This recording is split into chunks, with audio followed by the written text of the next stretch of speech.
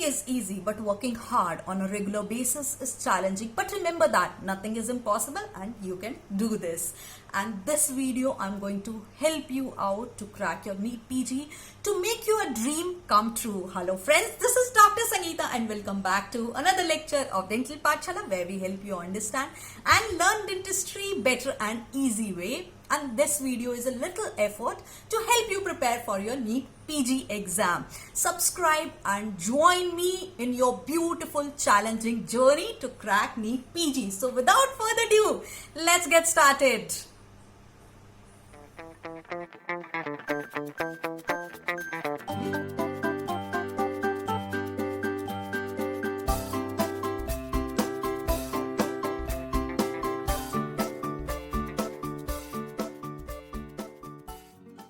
Hello friends, I hope you all are doing fine. In this video, we are going to talk about the disease of salivary gland. And before we get started, make sure to subscribe to our channel and click on the bell icon so that you don't miss any of our future videos. So this video, we are going to talk about the diseases of salivary gland. So we are going to cover all these diseases of salivary gland in today's video, and rest of the things which are left, which are not be covered today, that we will cover in the next video or the next part of the diseases of salivary gland. This video we are not going to cover the neoplasm of the salivary gland, because again neoplasm of the salivary gland we are going to cover in the separate video. So talking about the sialolithiasis. So sialolithiasis is the presence of sialolith. I have been telling you this, always look for the name, analyze the term and then come to a conclusion about the term. In the oral path, in the oral medicine, you are always going to refer the term, and after you analyze the term, then you will come to a conclusion. So sialolithiasis, as the name suggests, there are going to be sialoliths which are present. So sialoliths are nothing but they are the calcified stones. So they are very stony structure. Now how these sialoliths are formed? There is a formation of the nidus. Nidus is covering from MPD plus bacteria. So MPD is mucin, protein and desquamated cells. So all these combine to form the sialolith. Now what happens? There is a precipitation of calcium which takes place. As we know that calcium is always a hard calcified mass, right? So there is going to be a hard calcified mass which is either formed in the salivary gland or it is formed in the duct of the salivary gland.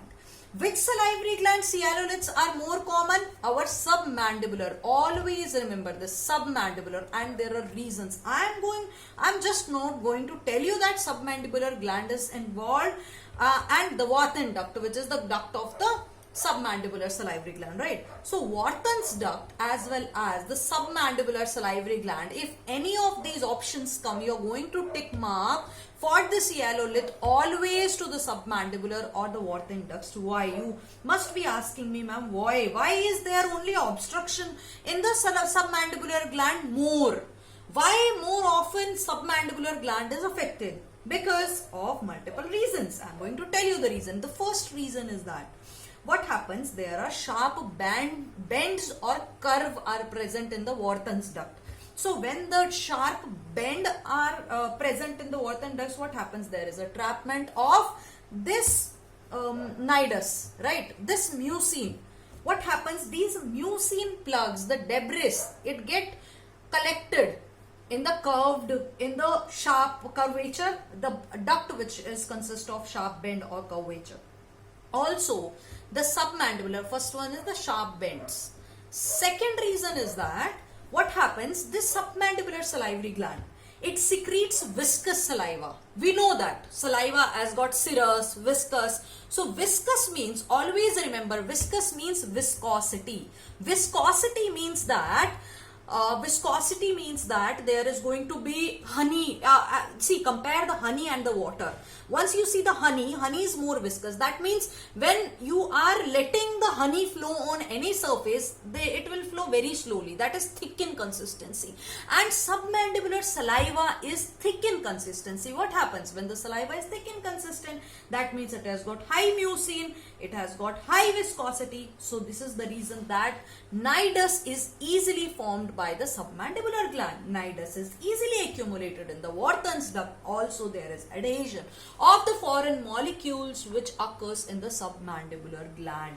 Second reason is that the viscosity, the mucin content. So, we have got the viscous saliva. Third reason I'm going to tell you is that there is going to be high calcium content. When the calcium content itself is high, then the formation of calcium definitely increases. And the fourth reason is that there is the positioning of the gland. The positioning of the submandibular gland is such that there are high chances of saliva, that the saliva is not coming out of the duct, it is staying inside the duct. So it is laying down, how should I say, it is laying down, masti se, aram se, it is like enjoying in the duct. Saliva is lazy in the duct. So because the bend is there, so the saliva actually stays here. It is not flowing, coming out, it stays there for a long period of time. What happens when it stays for a long period of time? Then there is going to be accumulation. Accumulation, that means again nidus will form most common. So you have to remember sialolithiasis, you will remember 3M. See, 3M, 2M is always the same. One is the male, another one is the mandible, right? But here, third one M is the middle age. So it will occur mostly in the middle age. It will occur mostly in the males and the mandibular. So submandibular gland is the most often affected gland in case of sialolithiasis. Now you know that what happens in sialolithiasis. See, these are the questions. This is the question which can be asked from the sialolithiasis. But let me tell you that sialolithiasis, what happens whenever there is obstruction anywhere, the patient, there will be occlusion of the saliva. So the patient will have stinging kind of pain. Stinging kind of pain means if honeybee have bit you anytime, if there is a snake bite, so that kind of pain, that stinging pain the patient will have because of the occlusion of the saliva, because see, saliva wants to come out. Saliva wants to come out of the gland, but the duct is obstructed because of the sialolith. Now, because the saliva wants to come out, but there is no space to come out, so there is the pulling nature, the nature of the pain is the pulling nature, drawing nature of the saliva, drawing nature of the pain. Right, there can be complete obstruction, there can be partial obstruction. Complete obstruction means the duct is completely obstructed by the sialolith, like in this case. Partial obstruction, it can be when, suppose this is the duct size, then there can be little bits of saliva which can come out. So what do we have to do? We have to palpate the gland, and then also we see whenever there is neoplasm of anything, usually on palpation you will feel the rubbery consistency, except salivary gland diseases are different. Now this time we will talk about on the disease itself. So the most common question which is asked from the sialolithiasis is that submandibular, which gland is most common affected? Submandibular gland. Either if the gland is there, then submandibular gland. If the duct has been asked, then go for the Wharton duct. Second most common is the parotid gland. Diagnosis, how are we going to diagnose it? Submandibular, if you have a standard occlusal radiograph, then you can detect the submandibular sialolithiasis, because this occlusal radiograph will disclose the calcification if they are present in the mouth, right? But also you can take up a lateral jaw film. A lateral jaw film will tell you exactly where there is an obstruction of the duct. This is for submandibular gland. If you want to see in the X-ray, then you can ask for the OPG. So parotid gland, any stones in the parotid gland will get detected in the OPG. But what happens? See now, there can be a tricky question. What happens? Sometimes radiograph cannot tell. Why?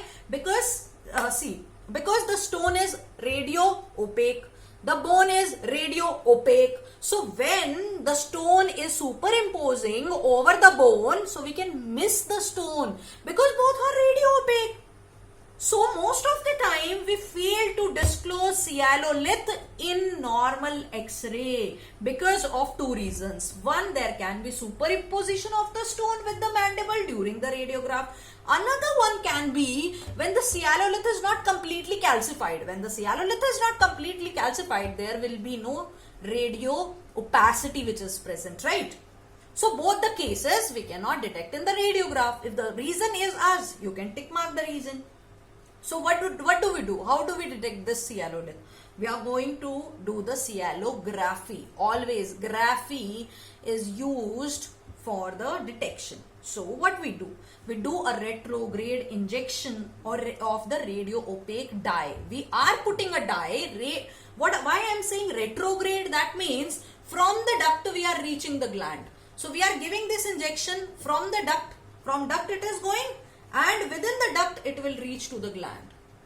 So anywhere obstruction is there, because that is a radio opaque material, anywhere obstruction is there, we will know about it. And this is the reason now Sjogren's and all these syndromes we will be talking about the appearance in the cyalography. So now you know that cyalography we are doing the retrograde injection of the radio opaque material which we put, and then we take up the radiograph.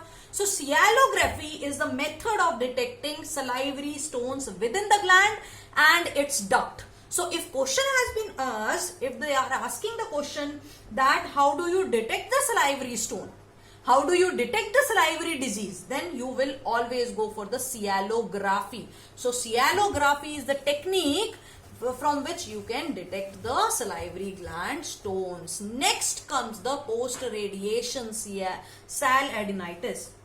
See, if they are asking the question from cyalolith, the composition of cyalolith, I'll tell you, but that is least important. But most you remember that 75% of the time it contains calcium phosphate. So remember this, that calcium phosphate is the major ingredient, major composition, principal compound of cyalolith is calcium phosphate. Calcium, you know that it is there. So 75% it is calcium phosphate. 12% time it is calcium carbonate. Then we have 5% calcium salt. We have, soluble salt. 5% we have organic matter, and 3% we have water. If you want to learn the cyalolith composition, basically it composed of acellular and amorphous. 75% of calcium phosphate, just remember this. So how do you remove this cyalolith? Suppose if any small cyalolith is present in the duct, then what do you do? Very small. Not this is a big one. Very small cyalolith is present in the duct. Now what do? You are going to increase the salivation of the patient, right? So you can also digitally see, suppose this is the opening, duct opening, and it is present very distal to the duct opening. You have done the cyalography and it is present very distal to the duct opening. Then you are going to digitally palpate it. You are going to digitally palpate it. Push this small, very small cyalolith, very small stone. You are going to digitally push it. Then it will come out. This is if it is present in the distal. Now, if the question has been asked from, if they are specifically mentioning that the size, if they are specifically mentioning the location, then you have to think about it. So, if very small is present in the distal part, then you are going to digitally palpate it, manipulate it, and then remove it from the orifice. Other methods are, you can remove the stone as well as a part of the gland also you are going to remove. That is when you are doing the cyaloadenectomy. So cyaloadenectomy is a procedure wherein you are going to remove the gland as well as we are going to remove the duct also. Then there is a procedure which we call the lithotripsy. Lithotripsy is basically non-invasive procedure. Lithotripsy, what we do? A very large stone is present. Then you cannot remove the whole gland, right? So what do? This is a non-invasive procedure. We dissolve this large stone in the gland itself or in the duct itself, and then we remove it. So lithotripsy is a, remember, non-invasive procedure. This is not a invasive, this is non-invasive procedure. Next comes the post-radiation cyalidinitis. Post-radiation cyalidinitis. See, I always think that this video I'm going to make it short, but somehow I keep on explaining, and I get lost explaining, and when I look at the time, sometime it's 1 hour, sometime it's 50 minutes. So I don't look at the time. I just want to convey my idea so that you can correlate things. I want you not to mug up things for NEET exam. I just want that you understand things so that you can solve, like the questions you can solve. These are the multiple choice questions. You cannot mug up all the things. So I just want you to understand, and then you mark the answers. So coming to the post-radiation sialadenitis, as the name suggests, post-radiation, that means the sialadenitis, it develops after the radiation therapy. Suppose if the patient has been exposed to the radiation therapy, suppose after the cancer, or if the mother has been exposed, a pregnant mother has been exposed. So what happens in sialadenitis? The severity, it depends on the dose of the radiation. If the dose of the radiation which the patient has been exposed is less, that means it is going to be less severe. If there is more radiation exposure, that means the severity is going to be more. The severity when it is less, that means the changes which happens in the salivary gland are irreversible.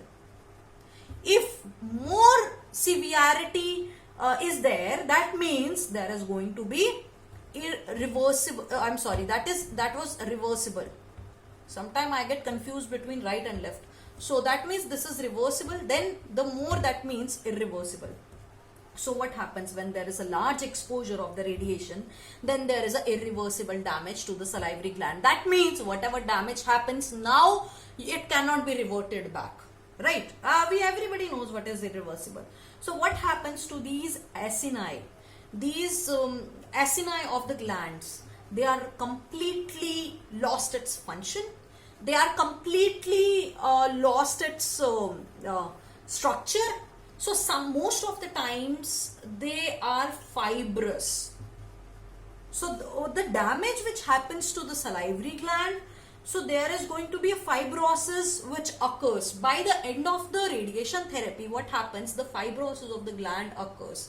So imagine that if there is a fibrosis of the gland, that the whole of the functioning is hampered, the patient goes to xerostomia. And if you have learned that after a radiation therapy, most of the time there is mucositis, there is xerostomia. We read that osteoradionecrosis also happens after the radiation therapy. Now why all these things? Because there is a destruction there is a destruction at the histological level. There is a destruction at the histomorphological level. The tissues itself, they change after more exposure to radiation therapy. So what happens? This serous acini, they are more susceptible to the radiation damage compared to the mucous acini.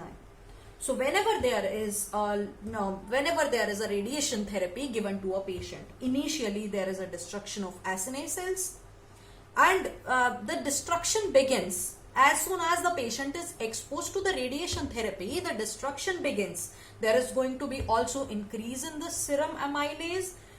After the radiation therapy is over, now the gland is most traumatized. Now the gland is most exposed to the damage.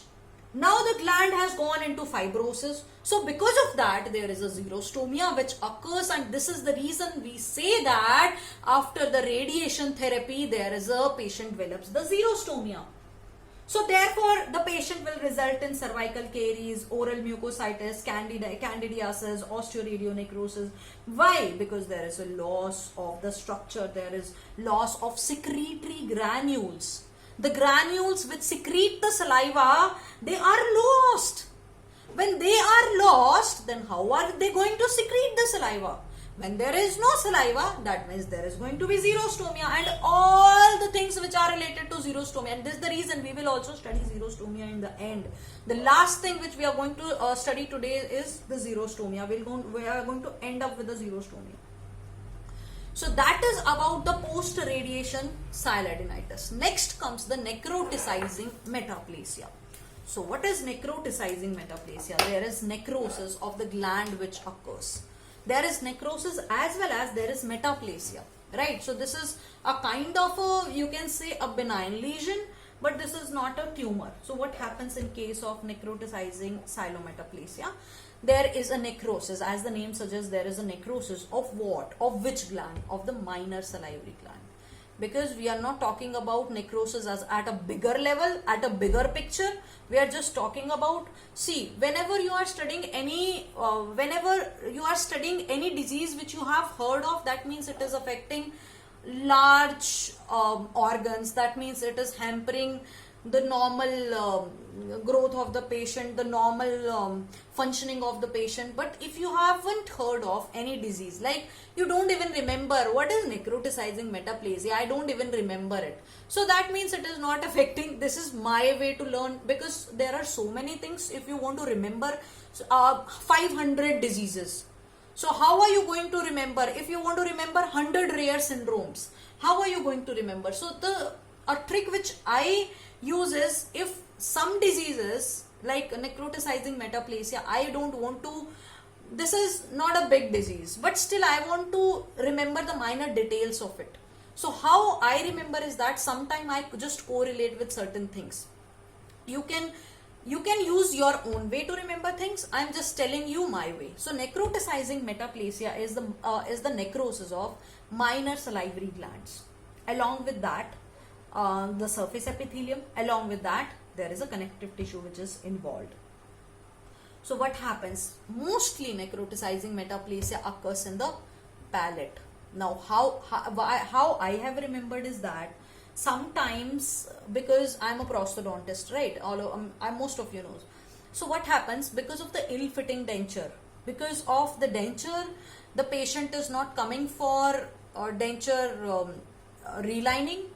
The patient is keep on wearing the same denture for 20 years. There is a lot of bone resorption which is going on. So ill-fitting denture actually causes a lot of problem in the day-to-day life. Actually, there are a lot of disease, and in fact, any reactive lesion, any neoplastic lesion, if it is occurring in the edentulous mouth, so that is because of the ill-fitting denture.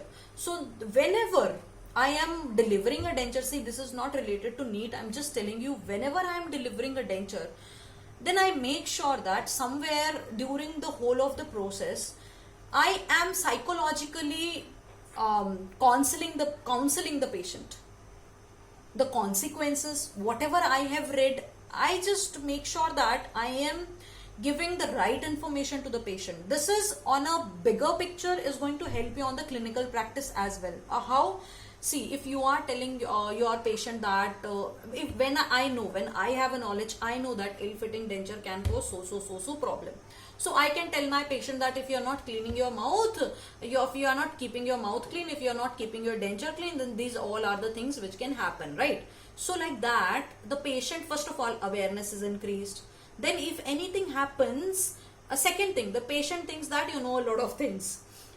Third thing is that the patient gets aware about certain things. So socially it is very helpful. And the last, and if you look at the financial viewpoint, a clinical viewpoint, then the patient will come back to you for relining. Patient will come back to you for adjustments. So you can also make some more money if the patient comes back to you. Like if you are telling the patient that first year after the extraction there is going to be a lot of resorption, the most resorption occur at first year after the extraction. Suppose if you are telling like that, right? And when you are telling and mandible will get more resorbed, so there will be loosening of there may be loosening of the denture after 1 year. Then the patient is already aware of that the denture will become loose after after an year's time. So the patient will automatically come back to you because he knows that after a year I have to come back. So that way, first of all, you are awareing the patient. Second thing, patient will only come back to you, will get the adjustments done, will get the relining done, and you can also make money out of it. So we were reading the necrotizing metaplasia. You will be like, ma'am, you talk a lot.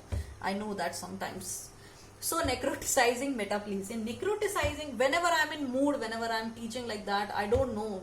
Sometimes I just keep on teaching for hours. Sometimes So let's come back to the point again. Necroticizing metaplasia, what happens? There is a necrosis. There is a necrosis of the minor salivary gland. And whenever you are talking about minor salivary gland, the first thing comes to my mind are the palatine glands, right?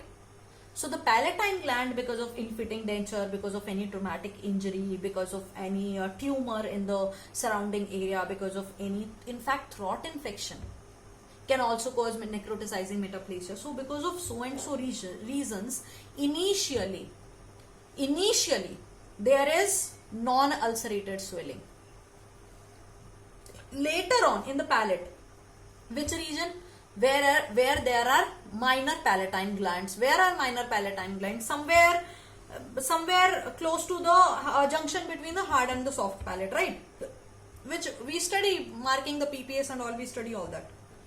So initially there is the non-ulcerative lesion, non-ulcerated swelling on the palate. Later on what happens? It becomes ulcerated and the margins become punched out margin, same at the region over the hard and the soft palate junction. But the good part about this is that it heals automatically, it heals spontaneously within 1 to 3 months of time. So these are the self-healing. So why metaplasia? Because if we look at the histological cross section, then we will see the squamous metaplasia, with there is also the loss of acinar morphology. So there the acinar cells are dead, necroticizing, as the name suggests, necroticizing. What happens? See, whenever you are thinking about histopathological, you are thinking about radiographical. Why I am teaching you clinical features is that, suppose if any question has been asked from if any question they have been asked that that there is absence of nuclei in the acinar cell, which condition is that? So whenever you are reading at a bigger level, whenever you are reading when you are understanding things, like you know that necroticizing metaplasia, what happens? There is going to be the metaplasia, which is there, squamous metaplasia, which is there in the histopathological. Also there is necrosis which happens. That means these acinar cells are dead. When somebody is dead, whenever you are seeing a zombie, this zombie has a soul? No. That means these acinar cells, they have no nucleus. These acinar cells have the absence of nucleus. So like that, if any question asked, you can in fact solve it. So there is absence of nucleus, there is, the cells are distended, and adjacent to these structures, adjacent to these dead cells, there is a squamous metaplasia which is happening. But the good part about is that they heals within 1 to 3 months of time. Next comes the acute bacterial sialadenitis. Now, acute bacterial sialadenitis is uncommon. It is a parotid gland inflammation. We can say acute I must say infection, bacterial. When bacterial word is there, that means bacteria is involved, right? Then which bacteria? Now you have to think of, because this is a salivary gland. Now think of the bacteria which are infecting the throat. I am not telling you just to mug up things. So acute bacteria, what all bacteria comes to your mind? Staphylococcus, streptococcus, right? So remember the pus. First of all parotid, and then pus is our pyogens. A for aureus. So the first one is strepto. Second one is staphylo. So the bacteria which are involved are the streptococcus pyogens, staphylococcus aureus. Right? So which gland is involved? Again, the parotid gland. Which duct? The duct of the parotid gland, which is the Stenson's duct. So I think that is the only bacteria you have to remember. That is enough. So this is a bacterial infection. What happens when there is a bacterial infection? Pain, swelling, fever, redness, all these things will come eventually. Next comes the mumps. So mumps, we know that it occurs in the children, and there is a swelling of the parotid gland, right? These are the things which we have been reading since ages. That mumps, we also call it the endemic parotitis, right? So there is going to be inflammation of the parotid gland, mostly the parotid gland, and it occurs, mumps occur in children 5 to 18 years of age. Now mumps is an infection, as we know that mumps we also take vaccine for, right? We also take vaccine for this. So it spreads via the droplet infection. So this is the salivary gland which spreads via the droplets, right? So this is the kind of a salivary gland which we can acquire, which we can get it from some other person. So there is a direct contact via the saliva, and because of this reason the airborne droplet can cause the mumps disease. Now there is a bilateral swelling of the parotid gland which occurs in the mumps. So whenever you are thinking about mumps, just remember a small child and with a swollen parotid glands, right? And also remember that it is from the paramyxovirus. So PMV, paramyxovirus, is the one which causes the mumps. Next comes, now from here there are important things which are coming up. So you will be like, ma'am, you could have taught only these things. No, I want to cover as maximum as possible. So miculus, if you want to remember the miculus, then you take L from miculus, you take I from miculus, you take S, miculus, right? S from miculus. S is miculus disease, salivary gland. We are going in reverse order. I means this is an immune disease. L means along with the salivary gland, lacrimal gland are involved. So we have covered three things by now. That one is then it is an autoimmune disease. Another one, it is an autoimmune disease of the salivary gland. Third one is it also involves the lacrimal gland. So what happens in miculus disease? This is an autoimmune disease. There is the normal acini, the normal acinar cells of the salivary gland, they are replaced by the squamous metaplasia. Now also in the necroticizing metaplasia we have also studied that. So there is a squamous metaplasia of the ductal epithelium which takes place, and there is, see, most of the autoimmune diseases you will see that in the connective tissue there is lymphocytic infiltration. Why? Because this is an autoimmune disease. Our own cells, our own immune cells are destructing our own body, right? So that is why in the connective tissue you will find, so some things you can link it up via the common sense.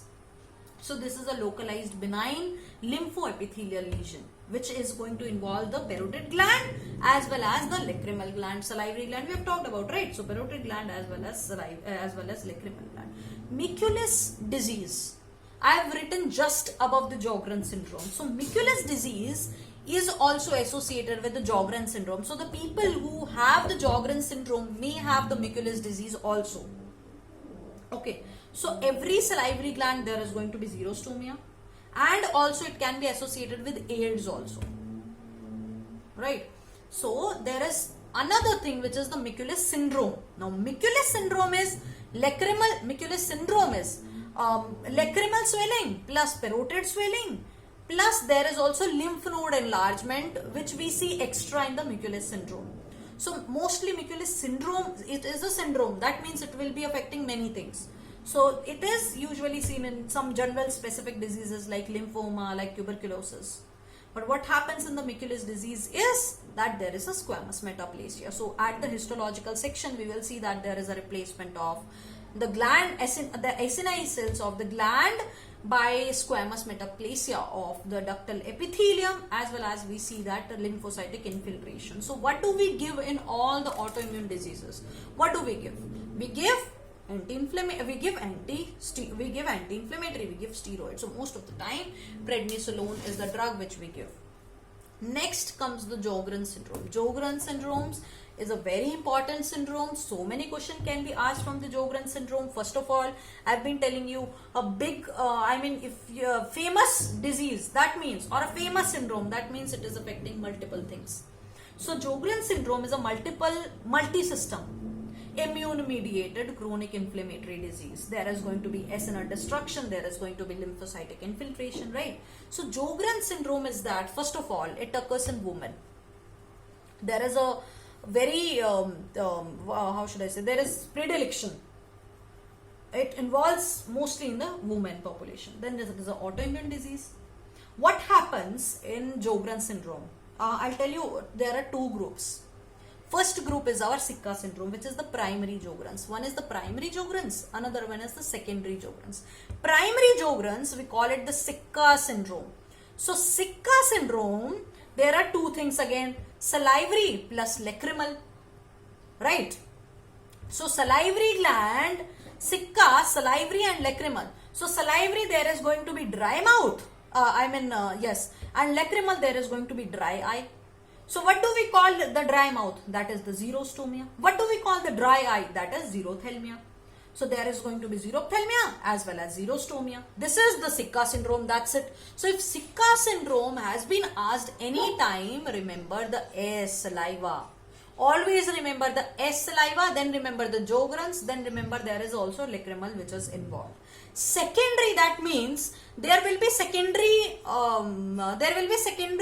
diseases also. There will be secondary syndromes also. So there will be secondary things which are going to be involved as well. So this is Sicca syndrome plus there is rheumatoid arthritis plus there can be any of the diseases which are past. So we are going to see what are the diseases which are involved in the past. So remember that in the secondary Sjogren's syndrome, there is xerostomia, there is xerophthalmia, that means dryness of the mouth, dryness of the eye, as well as there is rheumatoid arthritis. So the secondary also, you can remember it from the old age group, people suffer from rheumatoid arthritis. And then past. Then past we have periarthritis nodosa, polymyositis, P again primary biliary cirrhosis. Right, A we have, if you want to remember, periarthritis.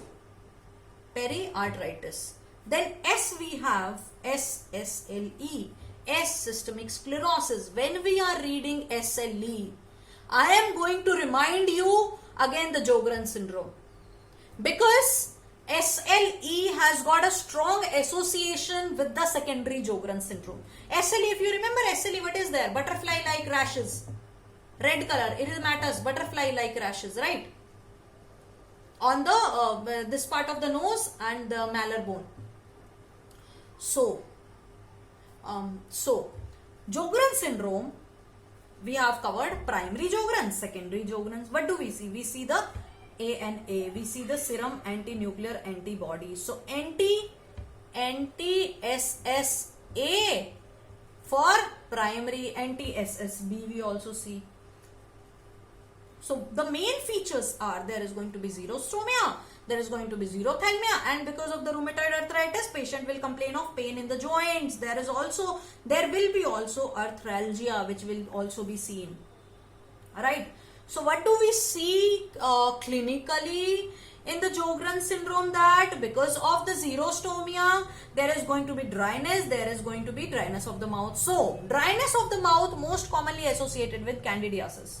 The patient can have candidiasis again and again. Suppose the candidiasis comes, then after a few days candidiasis comes again. So what happens? This dorsum of the tongue, there are red atrophic mucosa. So there is fissuring, there is lobulation which occurs on the surface of the tongue, which we call the cobblestone appearance. So which we call the cobblestone appearance of the tongue in case of Sjogren's syndrome, because of the recurrent candidiasis which is occurring along with the xerostomia. We also see, we have covered that there is a dryness of the eyes, there is a xerophthalmia, and because of the dryness of the eyes, the patient develop keratoconjunctivitis sicca.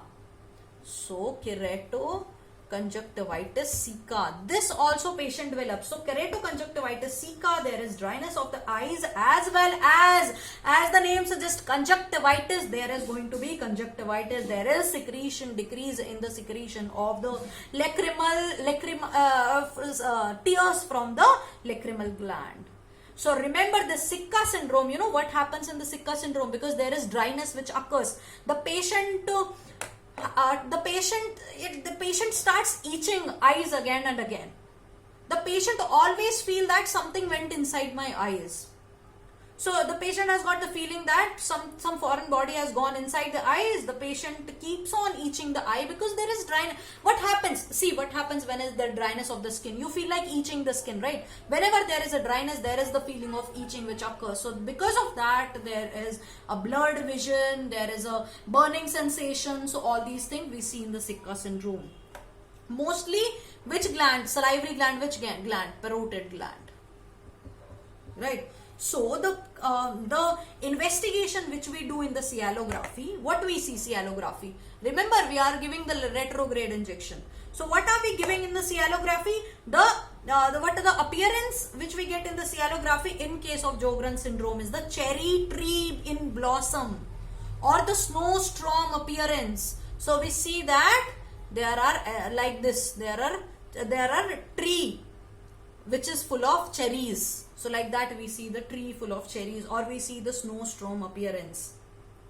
Right? In case of Sjogren syndrome.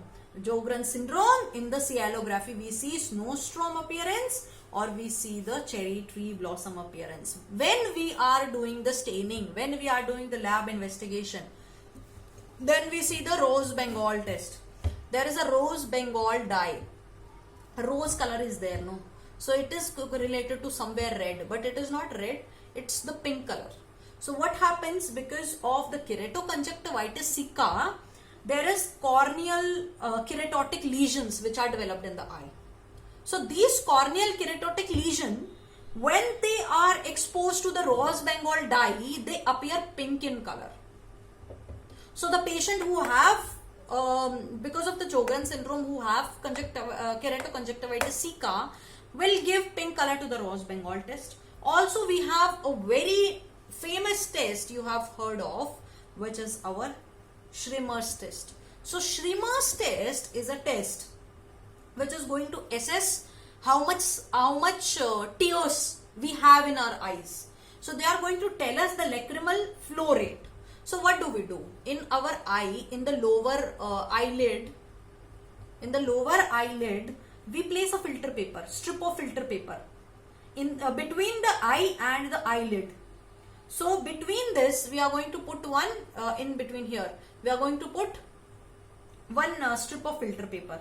So if it is 5, everything is 5. In the Schremer, 5. Less than 5 for 5 minutes. That means if the filter paper will absorb less than 5 millimeter.